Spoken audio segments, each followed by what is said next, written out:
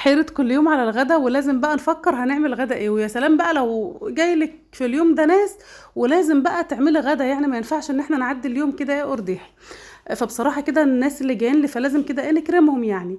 جبت الكبة ونضفت، قولي 3 بصلات كبار مع 4 وحدات من الفلفل البارد ده مش حامي قوي على فكرة. ومعايا كمان 10 فصوص من الثوم وليمونة كاملة، اخدت نصها بالقشر والنص التاني عصرته بالشكل ده. ومعايا معلقتين كبار من هريسة الفلفل، هي مش حارة برضو.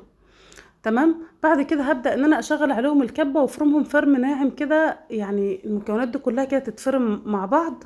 والتتبيلة دي يا جماعة مكوناتها سهلة وبسيطة، بس هتاخدي طعم فراخ خطير. بصوا بقى، نفضي بقى التتبيلة دي في طبق، وهنضيف فوقها شوية مكونات بسيطة هتطعم بقى الفراخ وتخلي طعمها وريحتها خطيرة. في الحلقة بتاعتنا النهاردة مش هعمل بس فراخ بس كده ايه، لو بتشوفونا لأول مرة ما تنسيش تشتركي في القناة وتفعلي زر الإشعارات للكل علشان يوصلك كل جديد. والأهم من ده كله ما ننساش نصلي على النبي صلى الله عليه وسلم وعلى آله وصحبه أجمعين. حطيت بقى هنا كمان معلقتين كبار من الزبادي، ونص معلقة صغيرة فلفل أسود، معلقة صغيرة من بهارات الفراخ، وكمان معايا رشة بسيطة من الحبهان المطحون، ورشة بسيطة من الكباب الصيني المطحونة. تمام. وضفت معلقة كبيرة من الملح، وهضيف بقى يعني ربع معلقة صغيرة من الشطة البودر، ومعلقة صغيرة من البابريكا المدخنة. ما عندكش مدخنة وعندك بابريكا اللي هي العادية ضيفي عادي، ما فيش اي مشاكل خالص. وهنقلب بقى التتبيلة الجميلة دي مع بعض، بس هضيف يعني ربع معلقة صغيرة من السكر. ودي تقليب بقى. معاكي تتبيله فراخ ما حصلتش جاهزه بقى ان انت تتبلي بيها فراخ تحطيها في الفرن تشويها على فحم. بصي اعملي بقى اي حاجه فيها، بصي تحفه. بصراحه دقتها كده حسيت ان هي محتاجه شويه ملح كمان، فضفت ربع معلقه كبيره برضو. هنجيب بقى ايه، يعني انا معايا فرخه ونص على قد الناس اللي موجودين.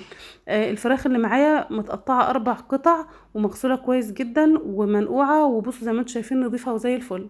هبدا بقى ان انا اعمل فيها فتحات شويه. الفراخ عندي كنت انا خرجتها من الفريزر، فكت شويه يعني. هبدا بقى ان انا اقلب بقى الفراخ كويس جدا في التتبيله دي، بس بعد ما اعمل فيها فتحات علشان خاطر تستقبل التتبيله كويس قوي. بصوا بقى لون التتبيله خطير. يعني نحاول كده ننوع في تتبيلات الفراخ، وكل ما يعني كل مره بنعمل تتبيله مختلفه صدقيني طعم الفراخ بيكون مختلف. يعني بيكون شارب بقى طعم التتبيله. حبيت بس كده ان انا اخد كل ربع اتبله كويس جدا واحطه في طبق تاني علشان اضمن ان هو اتبل كويس، واتاكد كمان ان التتبيله دخلت جوه الفتحات اللي انا عملتها. تمام. كده معانا فراخ زي الفل.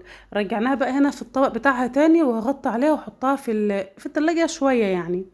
طيب بصراحة انا عندي مشكلة في الغاز، وشغالة على بوتاجاز اللي هو البوتاجاز اللي بالكهرباء وعين واحدة. فهقول لكم بقى انا مشيت ازاي علشان خاطر انجز وقت. اول حاجة عملتها طبعا ان انا تبلت الفراخ، واليوم ده طبعا قمت بدري جدا وحطيتها في التلاجة، وهبدأ بقى ان انا ابل الفاصوليا يعني تقريبا كده ايه ساعتين. تمام. الفاصوليا تتنقع علشان خاطر ما تاخدش معايا وقت كتير في السوا، بس هنضفها كويس واغسلها واغطيها بالميه بالشكل ده، ونركنها على جنب شويه. شغاله بقى على البوتاجاز اللي هو زي ما انتم شايفين عين واحده وبالكهرباء. والله العظيم بصوا دعواتكم كده، لان مشكله الغاز عندي بقالها كام يوم، والله المستعان. يلا ما علينا. حطيت بقى الحله على النار وفيها معلقتين زيت معلقه سمنه، وفرمت بصلتين كبار في الكبه فرم خشن، وحطيتهم في الحله مع رشه ملح. هقلب بقى يعني من وقت للتاني البصل، وبعد كده هجيب بتاع ايه يعني 5 فصوص توم، وهبدأ ان انا اقطعهم شرايح فوق البصل بالشكل ده. بصوا بقى، اضافة التوم مع البصل هتديله ريحة كويسة جدا وهتطعم الفاصوليا على فكرة. وبعد ما قلبت البصل مع التوم شوية، عندي بقى صلصة كنت مسبكاها وهتلاقوها على القناة. يا دوب كده ايه هحطها مع البصل والثوم واسيبها تغلي غلوتين 3 كده، بس هنتبلها بشويه توابل بسيطه. اول حاجه نص معلقه ملح، رشه بسيطه من الكزبره المطحونه، ورشه فلفل. بس كده، لان المرقه اللي انا هستخدمها مع الفاصوليا المرقه متظبطه وعليها التوابل بتاعتها وتمام قوي. طيب احيانا بقى لما بكون سلقه لحمه بيتبقى عندي كده شويه مرقه، فبروح حطاهم في كيس وحطاهم في الفريزر بينفعوني بقى. الفراخ بشويها زي ما انتوا هتشوفوا دلوقتي، والشوربه بعمل بيها بقى الطبيخ او الخضار اللي عايزه اطبخه. خلاص هنا الصلصه بقى كانت اتسبكت كويس جدا، وكمان بعد ما سبتها غلت غلوتين حطيت بقى الفاصوليا لما اتسلقت بالشكل اللي حضراتكم شايفينه ده. هصفيها بقى في مصفى واشطفها، وبعد ما الصلصه اتسبكت هضيف الفاصوليا في الحله، وابدا ان انا اديها تقلبتين 3 كده، وهدي عليها النار شويه. الفاصوليا عايزاها برضو تتطعم من الصلصه الاول قبل ما اضيف عليها المرقه يعني. كمان الفراخ خرجتها من التلاجة كده، نشتغل بأفكار مترتبة شوية علشان خاطر ننجز وقت وما ناخدش وقت كتير واحنا بنطبخ. خلاص هنا الفاصوليا ما شاء الله اتشربت شوية بقى من طعم الصلصة، هبدأ ان انا اضيف عليها المرقة واحدة واحدة في الاول. تمام. وبعد كده هضيف بقى الكمية المناسبة اللي انا عايزاها للمرقة.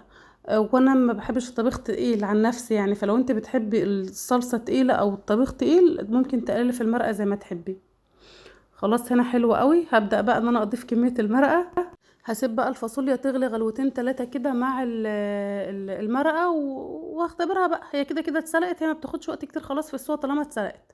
بعد كده بقى هجيب الصينيه اللي هسوي فيها الفراخ من غير اي حاجه خالص. هبدا بقى ان انا ارص فيها الفراخ بالشكل ده، كل قطعه طبعا جنب التانية. وما شاء الله زي ما انتم شايفين كده الفراخ متبله كويس جدا جدا. وكل قطعه فراخ هاخدها هسيب فوقها التتبيله، مش هنفض ولا اي حاجه، انا حابه طعم التتبيله على الفراخ. وكمان شويه التتبيله اللي في الطبق هاخدهم برضو واحطهم على الفراخ بالشكل ده كده. بصوا بقى لون التتبيله لوحده حكايه. الفراخ دي يا جماعه لو اتشوت على الفحم انسي بقى، طعمها خطير. لكن مش كلنا طبعا بيكون متوفر عندنا شوايه الفحم، وكمان مش كلنا عندنا مزاج ان احنا نشوي على الفحم. فانا هستسهل وهغطي الفراخ بالورق الحراري وبصوا في الفرن. طيب ده ايه ده؟ انت مش بتقولي ما فيش غاز وما فيش فرن؟ لا ازاي بقى، ما انا عندي الفرن اللي هو الصاج يعني. الحمد لله ربنا كريم، بنعرف نتصرف برضو يعني. ولعت بقى الفرن وسبته يسخن كويس جدا، وحطيت جواه الفراخ وسبتها لمدة ساعة كاملة. ولعت من تحت وولعت كمان الشوايات. بعد ساعة كاملة هبدأ بقى ان انا اكشف على الفراخ بالشكل ده. ويا سيدي بقى على ريحة الفراخ وجمالها تحفة جدا. حط لايك واكتبي الكومنت وقولي لي ايه رأيك ايه في الفراخ. بصوا بقى الجمال، حاجة كده يا جماعة من الآخر تفتح النفس. دلوقتي بقى أنا هسيب الفراخ مكشوفة تتشرب بقى شوية من السوائل اللي نزلت دي، وكمان تتحمر من فوق. ولا الطعم بقى والريحة حاجة كده تستاهل بقكم من الآخر. ما بقاش متبقى عندنا غير ان احنا نغرف الأكل، وهنغرف بالطريقة اللي هي الطريقة بتاعتنا السهلة البسيطة، وهنقدم معاه شوية حاجات. بس قولوا ايه رأيكم في الفراخ الجميلة دي الأول. يا سلام يا ولاد. بصوا بقى، طبعا انا قلبتها على الجنبين علشان خاطر احمرها من تعالى بقى كده شوف الاكل البسيط بتاعنا بعد ما غرفناه. قطعت طميتين على خيارتين وشويه مخلل في طبق، وطبقين رز بالشعريه، ورغيفين عيش علشان خاطر اللي حابب يغمس يعني مثلا.